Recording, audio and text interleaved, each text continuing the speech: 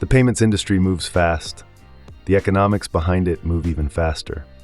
Welcome to On the Wire, a show about the economics of payments, the institutions moving money, and the infrastructure underneath it all.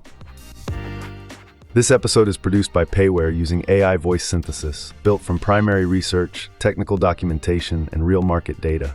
No studio, no hosts, just the content, clearly presented. Let's get into it. Imagine you are the lead engineer on a state-of-the-art high-speed train. Okay, I can picture that. The exterior is sleek, the passenger cabins are luxurious, the ticketing is totally seamless, and, the customers absolutely love it. Sounds like a great train. Right. But underneath the floorboards, this beautiful machine is secretly leaking fuel for the entire duration of the journey. Yeah, well, if you look at the e-commerce industry right now, that is the daily reality. It really is. For years, the industry just accepted those fuel leaks as just the unavoidable cost of doing business online. Well, welcome to today's deep dive. Today, we are peeling back the curtain on the invisible mechanics of online shopping. It's an area most of us never really think about. Exactly. Because while clicking buy feels, completely frictionless to you, the consumer, the merchants on the other side of the screen are just bleeding margins behind the scenes. They really are. So our source today is a really in-depth industry guide. It's titled E-commerce Checkout Optimization: Beyond Card Payments. And it is a fascinating read. It really is. We are going to explore how a quiet revolution called account-to-account or A2A payments is completely rewriting the rules of e-commerce economics. Saving merchants hundreds of thousands of euros. Right, and fundamentally changing how we buy. But to understand why a totally new payment method is necessary, we first have to understand exactly how the current card system is punishing merchants. Yeah, we have to look at the iceberg that these merchants are constantly crashing into. The hidden iceberg of card costs. Exactly. The guide breaks this down with a very grounded example. They look at a mid-size fashion e-commerce retailer that is processing 22 million euros annually. 22 million, that's a solid business. Right. If you're running a business that size, you probably assume your unit economics are totally dialed in. You'd hope so. But this retailer is actually losing just over €500,000, 505,000 to be exact, to payment-related costs every single year. Wow. Over €500,000 vanishing before they even pay for, inventory or shipping. Yeah. Now, the processing fees, those are the most visible part of the iceberg. Right. The stuff they know they have to pay. Exactly. Paying roughly 1.2% on transactions means €264,000 is just gone right off the top. But the hidden costs, underneath the waterline, those are what really caught my attention in the guide. They are brutal. The guide points out they're losing €104,000 just to fraud losses and the software tools they're forced to buy to prevent that fraud. Over $100,000 just on fraud prevention. Right. And the collateral damage of those fraud prevention tools is perhaps the most painful part. You mean the false declines? Yes, exactly. Overzealous fraud filters are actively blocking legitimate customers from buying. Which is crazy to think about. For this fashion retailer, false declines cost them €65,000 in lost sales. Wait, 65 grand? Why are card networks blocking legitimate buyers in the first place? It seems completely counterintuitive for a payment system to reject good money. It comes down to the architecture of the legacy card system. It relies heavily on heuristics, basically. Educated guesses. Educated guesses. Yeah. The network is looking at IP addresses, velocity checks, device IDs, and purchasing patterns to guess if it's really you trying to buy that jacket. So it's just making an assumption based on my data. Exactly. And if you are, say, traveling or using a VPN or simply making an unusually large purchase, the heuristic model gets nervous. And it triggers a block. Right. Think about it. You've spent marketing budget to acquire this customer. They are literally at the finish line trying to hand you their money, and your own payment lateway slams the door in their face. And let's be real, they were probably never coming back to your store after that. Unlikely, yeah. And even if a customer does manage to buy and a dispute arises later, the merchant hits the next layer of the iceberg. The dreaded chargebacks. The chargebacks. The cost of the chargeback fees, plus the dedicated staff time required to investigate and fight those disputes, eats up another €42,000. Man, So you combine that with the 30,000 in general payment operations, like chasing down expired cards. Yep. And this payment iceberg is consuming 20 to 25% of this fashion retailer's net margin. It's massive. I hear these massive loss numbers. But I have to play devil's advocate here. Sure. As a consumer, I love credit cards. Mm-hmm. My details are saved in my browser. I double-click the side button on my phone, and I check out in one click. It is very convenient. Right. The front-end experience is amazing. So if the customer experience already works so well, why would a merchant want to mess with their conversion rate by forcing a new payment method? That is the core disconnect right there. Yeah. The front-end customer experience has been optimized to an incredible degree, Right. but it is masking a heavily fragmented back-end.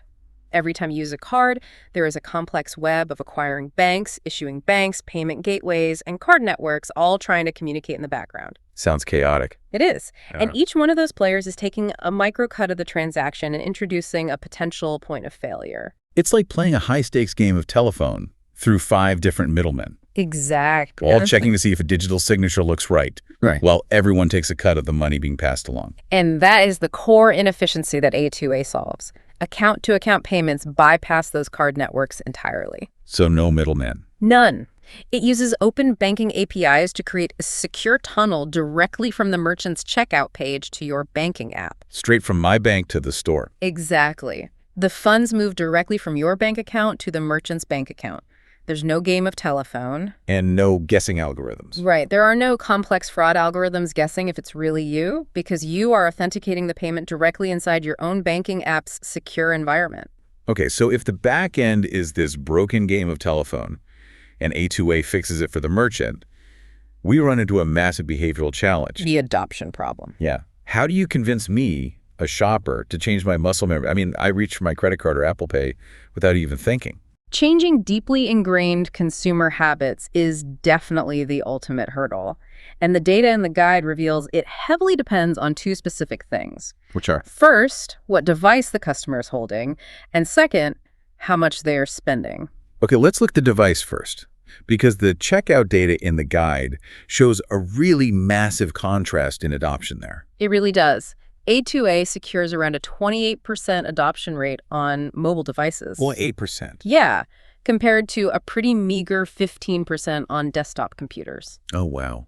That gap, I mean, that speaks entirely to the friction of the user experience, doesn't it? Absolutely. On a mobile phone, A2A utilizes what's called an app-to-app handoff. How does that work? So when you tap Pay with Bank at checkout on your phone, it triggers a deep link that instantly opens your banking app on that same device. Right, so it just flips over to my Chase app or whatever. Exactly.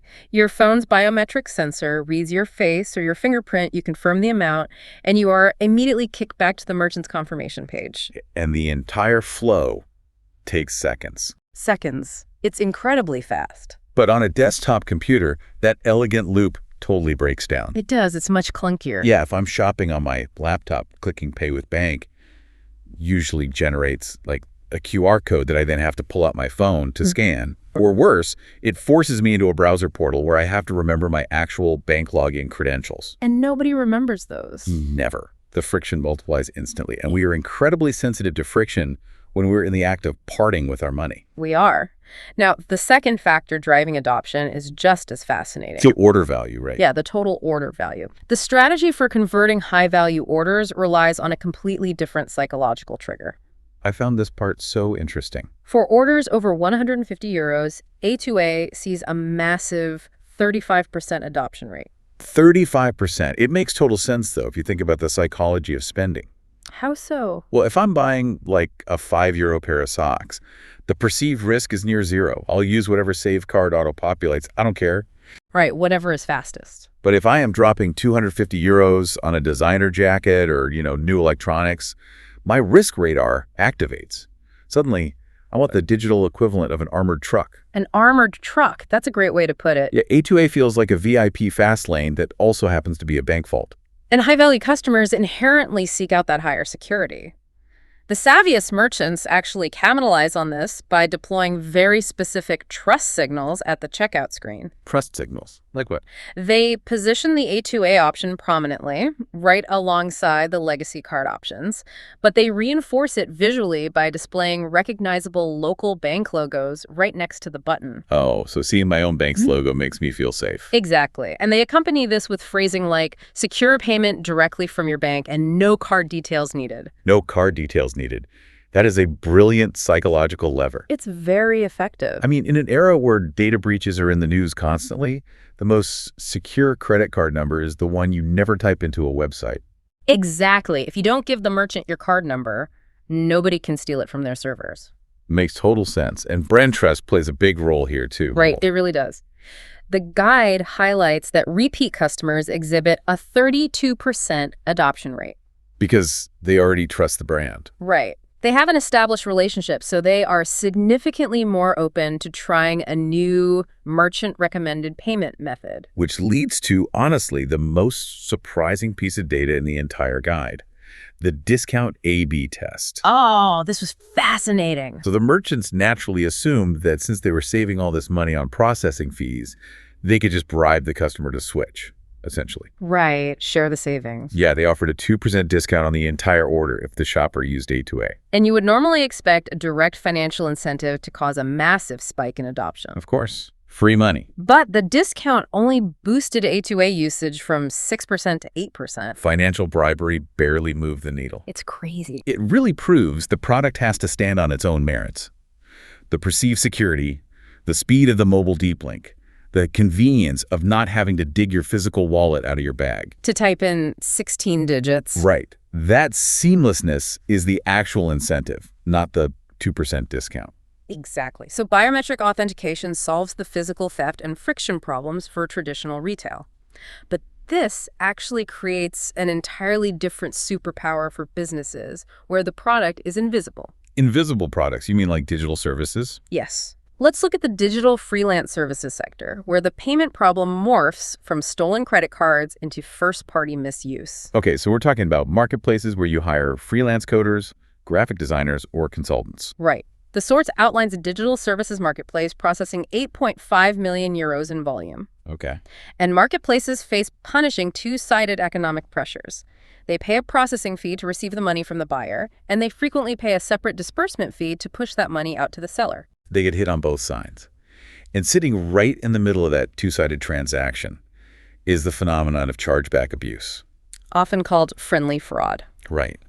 Walk me through how friendly fraud actually happens in this context. Sure. So a customer hires a freelancer for a custom digital asset, say a complex database architecture. Okay. The freelancer writes the code, delivers the files, the customer downloads them, and then a week later, the customer initiates a chargeback with their credit card company claiming service not delivered or not as described. Wow. And the legacy card networks, I mean, they built their dispute frameworks decades ago for physical shipments. Right. They want to see a tracking number. Exactly, a tracking number and a delivery signature. Try proving to a legacy network that a freelancer definitively delivered a functional Python script. It's incredibly difficult. The asymmetry is completely skewed against the marketplace. So they lose the revenue, they lose the dispute automatically, and they get slapped with a penalty fee on top of it. Exactly. For service marketplaces, 60 to 70% of chargebacks are these types of authorization disputes. That is brutal. And this is where A2A's authentication method completely neutralizes the threat, right? Completely. Think about it. If a buyer uses their device's secure enclave, their actual physical fingerprint, or their Face ID, to unlock their banking app and authorize the open banking payment, Yeah. it essentially becomes mathematically impossible for them to call their bank a week later and claim they didn't authorize the charge. Because their actual face was used to approve it. Exactly. The industry term is cryptographic proof of authentication. Cryptographic proof. Because the biometric verification happens entirely within the bank's own lockdown environment, the bank possesses definitive mathematical certainty that the account holder initiated the transfer. There's no middleman guessing. None. The entire "I didn't authorize this dispute" category is structurally eliminated. I mean, saving tens of thousands of euros in chargeback fees is transformative for a marketplace's bottom line.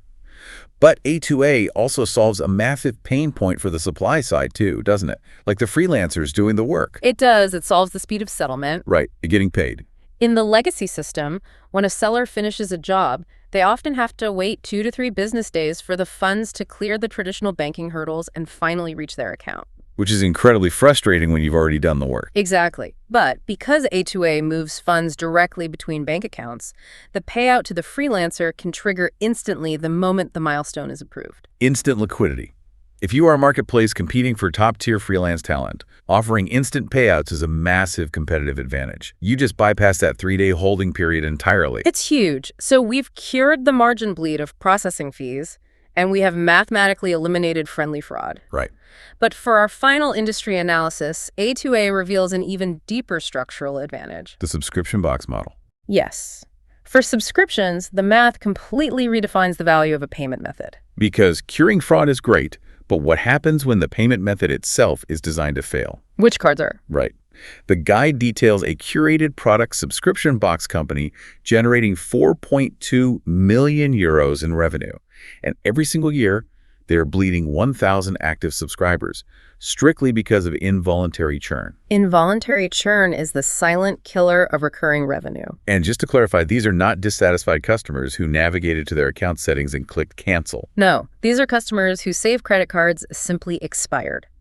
Or maybe they were reissued due to a loss or hit an aggressive fraud block. Because credit cards are inherently temporary. They're literally designed to expire every 2 to 4 years. Right. That expiration date is a vital security feature for the card network, but it acts as a ticking time bomb for the merchant. A time bomb, exactly. If you secure a loyal subscriber today, you are mathematically guaranteed that their payment method will self-destruct within 36 months. Requiring them to take action just to maintain their subscription. And what happens when that monthly renewal fails? Well, the merchant sends the dreaded automated email, "Action required. Please log in and update your payment info." I hate those emails. We all do.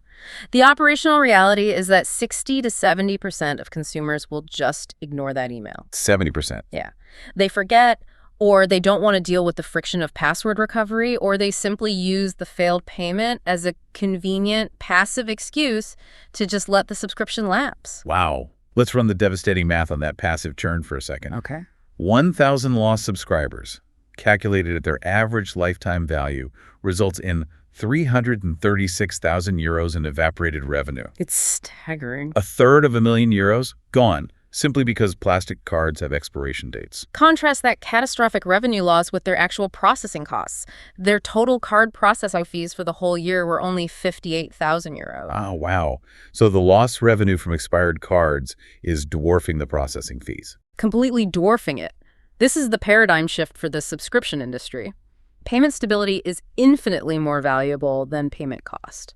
Because bank accounts are permanent infrastructure. Exactly. You do not receive a new bank account number in the mail every 3 years. Right. You don't get a new routing number because you left your wallet in a taxi. That is such a good point. So by actively migrating just 28% of their user base away from cards and onto A2A, this subscription company prevented enough involuntary churn to save 70,000 euros in retained recurring revenue. 70,000 euros. The return on investment is just staggering. It really is. That 70,000 euros in saved revenue is 6.7 times higher than the money they saved by avoiding the processing fees. 6.7 times higher. So subscription merchants aren't adopting A2A merely to shave 0.5% off an interchange fee? No, they're deploying it to plug the largest structural leak in their recurring revenue model. And they can even position this to the consumer as a premium feature, can't they? How do you mean? Marketed as, link your bank once and never deal with the annoyance of updating your payment info again. Oh, absolutely. As a consumer who constantly has to update 10 different streaming and software subscriptions every time a card expires, that stability is a massive quality of life upgrade. It really is. The mechanics of A2A adapt beautifully to solve the specific bottlenecks of different business models. It's so versatile. For physical goods, it lowers raw costs and stops false declines.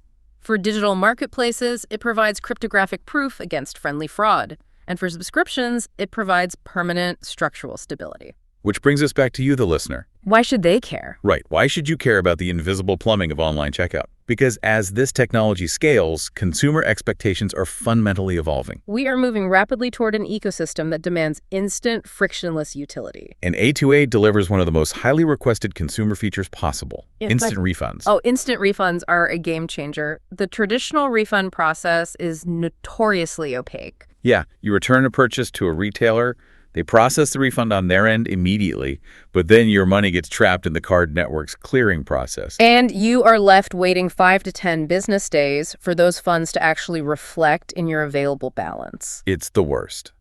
But because A2A utilizes direct account routing, a refund can push back to the consumer's bank account in 10 to 15 seconds. 10 to 15 seconds, think about that. You drop the return off, the merchant scans the barcode, and your phone buzzes before you even leave the store.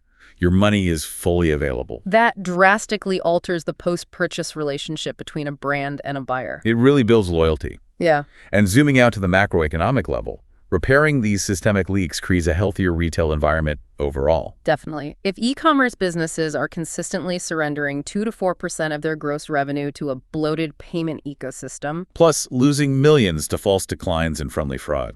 right, they have no choice but to bake those losses into the retail price of the goods. We all pay for it. Exactly. If A2A eliminates that systemic waste, merchants recapture their margins, which over time puts downward pressure on consumer prices. So we finally fixed the fuel leak on the high-speed train. We did. But, every major technological shift introduces a new set of complex ripple effects. And I want to leave you with a mind-expanding dynamic to ponder. Okay, let's hear it. Account-to-account payments are strictly debit-based, right? Yeah. You must actually possess the liquid capital in your account at the moment of purchase. Correct. But if A2A becomes the frictionless preferred standard of the internet, what happens to the massive multi-billion-dollar credit card rewards ecosystem? Oh, wow. The entire architecture for consumer rewards is funded by the very inefficiencies A2A is designed to destroy. Exactly. The airline miles, the hotel points, the 2% cash back, all of those lucrative perks are directly funded by the 1 to 3% processing fees charged to the merchant. That's where the money comes from. If the merchant completely stops paying that fee by routing you through open banking, the credit card issuer loses the revenue stream that pays for your flight to Europe. That is a massive disruption. Are we heading toward a two-tiered internet, a digital economy where shoppers who pay directly from their bank get the smoothest, fastest checkout, the lowest prices, and instant refunds? While consumers who want to farm airline miles have to jump through increasing friction. Right. Or perhaps even pay explicit surcharges just to use their premium rewards cards. The clash between merchant margin optimization and the consumer addiction to credit card rewards, that is going to define the next decade of digital commerce strategy. It's definitely something to mull over the next time you have a cart full of items and you're staring at the checkout screen deciding which button to click. Absolutely. Thank you for joining us on this deep dive into the invisible world of checkout optimization. Keep questioning the everyday systems running quietly in the background, and we will see you on the next deep dive. That's On the Wire, produced by Payware, the transaction resolution network for instant A2A payments.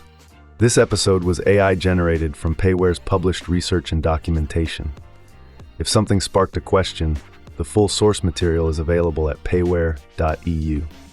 If you work in payments at a bank, an ISV, or a merchant organization, and what you heard is relevant to what you're building, reach out. The conversation doesn't have to stop here. Subscribe to On the Wire wherever you listen to podcasts. The next episode is already waiting.